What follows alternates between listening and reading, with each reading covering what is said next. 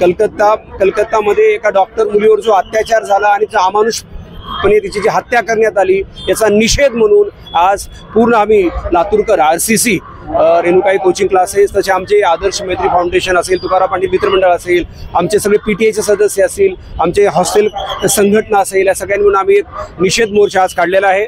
आणि कारण मी क्लासमध्ये पाहतो तो मुलीमध्ये बारीक बारीक भीतीचं वातावरण होतं. मुलीमध्ये जेव्हापासून ही कलकत्ताची घटना घडली, आता बदलापूर आहे, अशा ज्या घटना घडत आहेत याला कुठेतरी स्टॉप झाला पाहिजे. 3 महिन्यामध्ये याच्यावर निर्णय येऊन लगेच त्याला फाशी झाली पाहिजे, असा कठोर कायदा झाला पाहिजे. कारण काय त्या मुलीचा दोष, जी मुली डॉक्टर मुलीवर अमानुषपणे तिला मारण्यात आलं, काय तिचा दोष आहे?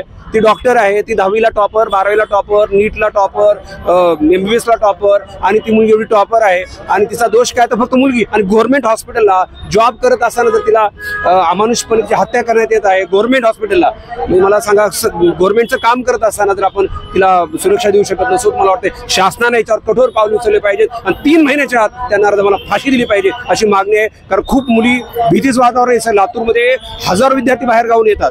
त्या मुलीमध्ये खूप भीतीच वाटतं. मुलीमध्ये स्पेशली खूप साऱ्या मुली आमच्याकडे ॲडमिशन कॅन्सल करा म्हणून येत आहेत की सर आता इथं आम्हाला भीती वाटाली, पप्पा मम्मी असं. त्या म्हणलं बेटा हे काय म्हणजे कुठला बाहेरचा देश नाही आहे, आपल्या भारतामध्ये लोकशाही आहे, आपल्या लोकशाही आहे, तुम्ही घाबरू नका, आम्ही सगळे तुमच्या सोबत आहोत. त्या मुलीमध्ये कोणी विश्वास देण्यासाठी आम्ही हा कॅन्डल मार्च काढलेला आहे. सर कुठे ना कुठे कायद्यामध्ये बदल वगैरे करावा 100% मला वाटतं की 100% कायद्यात बदल झाला पाहिजे. 3 महिन्याच्या आत रिझल्ट आणि फाशी जो म्हणजे, आणि त्याला असं म्हणजे मला वाटतं जर ते ऑनलाईन लाईव्ह फाशी दाखवता आली, समजा जसं अरब कंट्रीमध्ये आहेत, तर मला वाटतं पुन्हा धडकी भरली पाहिजे, भीती बसली पाहिजे. भीती बसल्याशिवाय लोक हे असं अमानुष काम बंद होणार नाही मला असं वाटतंय. अशा प्रकारे आज आपण निषेध केला, अशा प्रकारचं मी परत म्हणजे आज ह्या माध्यमातून आम्ही खूप म्हणजे मुलींच्या मनात ती भीती निघून जावी आणि त्यांचा कॉन्फिडन्स वाढावा. त्यांच्या मागे आम्ही सगळे लातूरकर आम्ही आपल्या सोबत आहोत की त्याच्यात भावना यावी, हा याच्या मागचा मेन हेतू आहे.